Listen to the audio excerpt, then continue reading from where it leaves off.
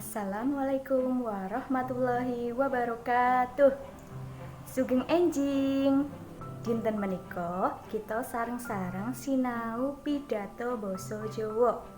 Sederengipun punapa lare-lare sampun mangertos pidato utawi sesorah utawa bisa diarani medhar sabda.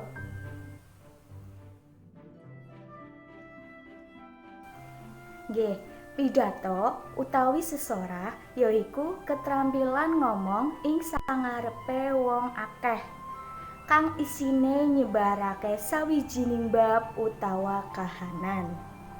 Pidato uga bisa ngajak nindakake apa sing dikarepake pamedhar sabda utawi juru pidato. Tujuan sesorah niku wonten sekawan. Ingkang kaping setunggal niku atur pambagya utawi menehi sambutan, yaiku kanggo nampa rawuhing tamu sing ana ing acara napa mawon, kayata sepitan, mantenan, tanggap warsa utawi ulang taun lan sapiturute. Kaping kalih yaiku atur pawarta utawi atur kabar, yaiku sesorah sing nglaporake sawijining bab, tuladhane laporan ing rapat organisasi, promosi sawijining barang lan sapiturute. Kaping 3 yaiku aweh panglipur, yaiku sesorah kanggo panglipur supaya sing mirengake iso seneng, umpamane ing acara mantu, tanggap warsa. Kaping sekawan yaiku pangajak, yaiku sesorah sing sifate ngajak-ajak supaya sing mirengake iku percaya banjur kepincut, melu katut, ketarik atine lan gelem nindakake apa sing diudharake dening sesorah. Lajeng bab kang kudu digatekake nalika sesorah niku wonten sekawan. Ingkang kepisan yaiku basa. Basa kang digunakake iku kudu laras utawi cocok karo sing diadepi utawa pesertane. Contoh, basa ngoko niku digunakake menawa kang diadepi iku bocah utawi wong sing luwih enom. Lajeng basa krama iku digunakake menawa kang diadepi iku tiyang ingkang luwih tuwa utawa dihormati. Kaping kalih yaiku busana. Busana kang digunakake prayogane iku busana kang becik lan sopan, kanggo ngormati sing mirengake, uga kanggo njagani utawi ngajeni awake dhewek. Aji ning diri ana ing busana. Kaping 3 yaiku swara utawa wiramaning swara utawa irama swara. Iramaning swara niku kudu kepenak dirungokake, aja keseron, aja kalonen, kudu cetok lan ora kecepeten saengga apa kang diudharake utawa dijelasake gampang dimangerteni karepe. Kaping sekawan yaiku solah bawah utawane tindak tanduk sikap. Bahasa Indonesiane niku gerak tubuh. Solah bawane wong kang sesorah iku kudu mantep lan jejeg, madhep marang pamirsa utawa paserta, tangan saged ngampurancang, aja ndingkluk, apa maneh aja ndengklak. Kang kudu disingkirake utawi dihindarake nalika sesorah yaiku polate ampun besengut, lajeng ampun gugup, lajeng ampun guyu sing digawe-gawe, lajeng tangane ampun metenteng, tangane ampun sidakep, lan tangane ampun mlebet saku. Lajeng perangane sesorah niku wonten gangsal. Ingkang kapisan iku salam pambuka, nomor kalih niku purwaka, nomor 3 niku isi utawi surasa, nomor sekawan niku penutup, dan nomor gangsal niku salam penutup. Lajeng perangane sesorah.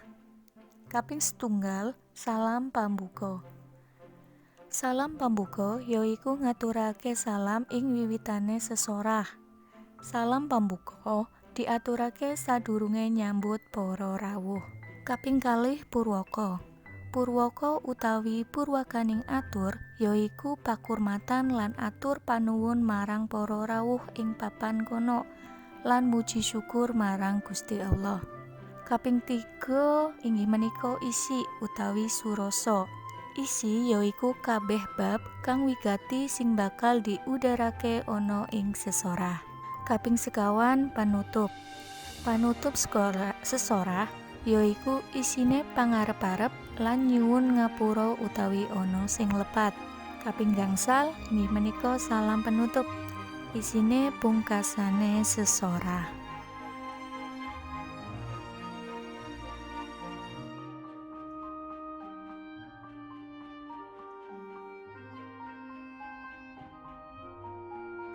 Assalamualaikum warahmatullahi wabarakatuh.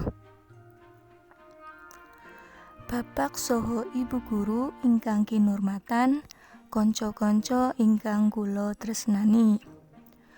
Puji syukur kula aturaken dumateng Gusti ingkang Maha Agung ingkang sampun paring bagas kasarasan dumateng kita sedaya sehingga kita saged pepanggihan ing siang menika.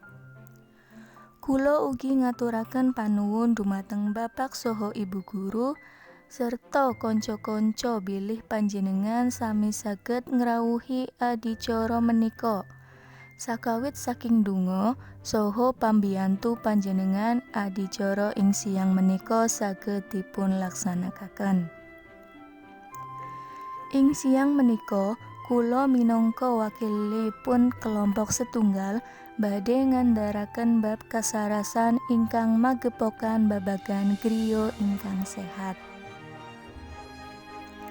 Kanca-kanca ingkang kula tresnani, punapa to ciri-cirinipun griya ingkang sehat menika?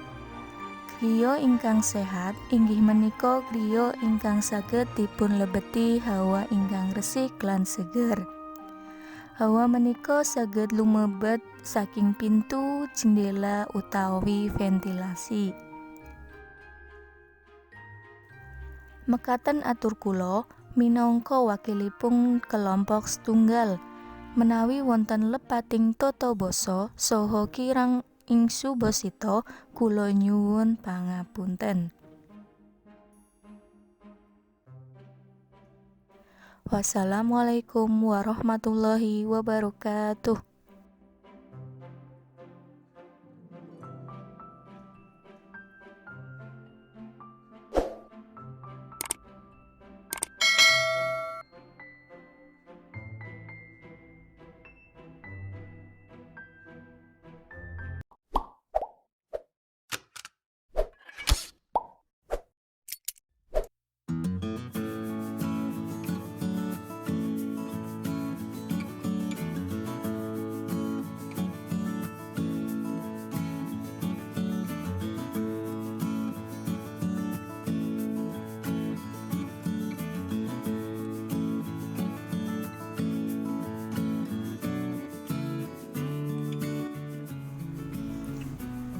Assalamualaikum warahmatullahi wabarakatuh. Pripun kabare Jaba Ayu Jaba Gusti iki? Muga-muga tansah pinaringan kesehatan. Ing pasinaon iki bakal dirembuk babagan cerita wayang. Sopo kang wis tau nonton wayang kulit? Sopo kang wis maca cerita wayang? Opo pikolehe sawise maca cerita wayang? Kabeh pitakon kuwi wangsulane ana ing pasinaon iki. Pasinaon iki dirancang kanthi kagiyatan kang gampang lan nyenengake.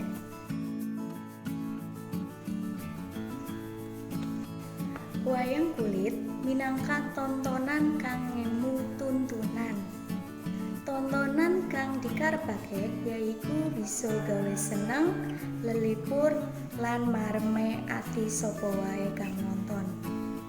Lah, kang dikarepake yen wayang ngemu tuntunan yaiku anane budi pekerti, piwulang becik, nilai-nilai karakter kang ana ing cerita utawa tumindake para tokoh cerita. Ing tlatah Jawa, tontonan iki isih kathah panggemare.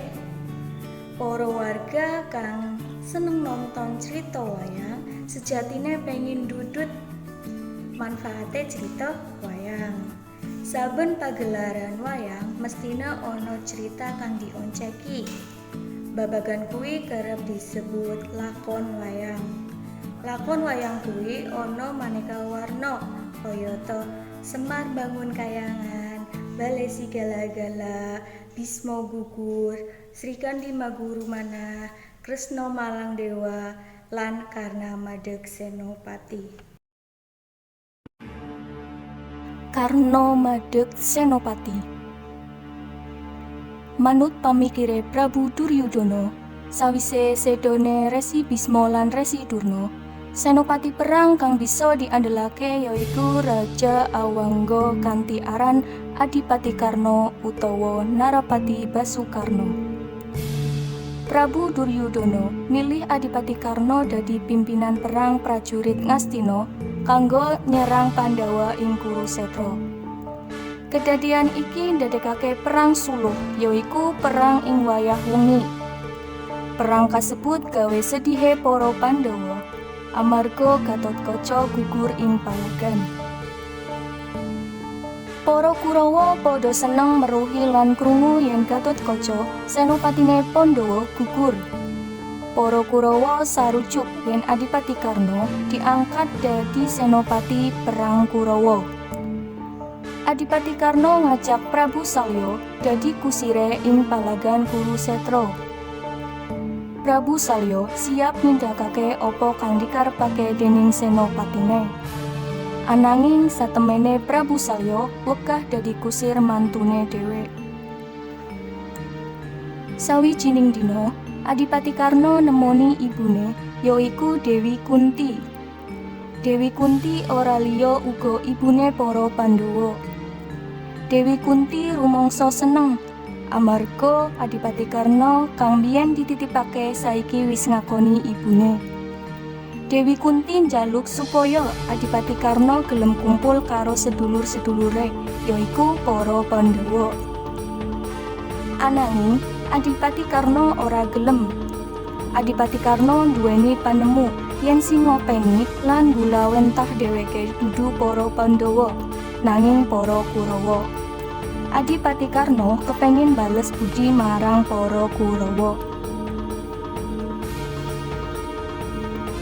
Ibu Kunti sampun kuwatos amargi kula badhe milih sinten ingkang gesang, Karna menapa Arjuna. Ingkang wigatos Pandhawa ajeg gangsal. Pramila ingkang putra nyuwun pamit. Kandhane Adipati Karna marang ibune. Krungu ature putrane kaya mengkono, Dewi Kunti nangis lan katon nelongso atine. Sabanjure Dewi Kunti nguntapake putrane kanthi rasa wasumelang. Sang Bagaskara wis sumenar, sang Kakala wis diunekake.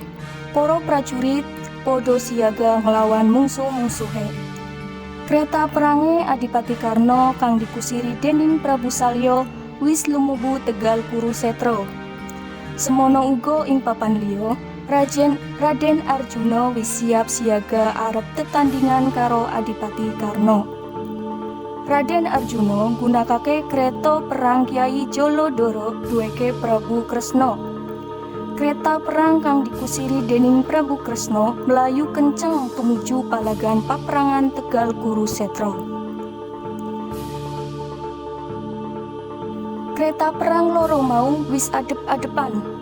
Perang tanding antarane Adipati Karna lan Raden Arjuna ora bisa diendani. Senopati loro iki padha-padha trampil ora olah gegaman arupa panah. Senopati loro mau kang sejatine esih sedulur tunggal ibu padha-padha sektine. Anggone tetandingan mbutuhake wektu kang suwe. Wusanane Raden Arjuna kasil nguculake panah lan ngenani dadane Adipati Karna. Adipati Karna tumiba ing bumi, gugur ing palagan Kurusetra.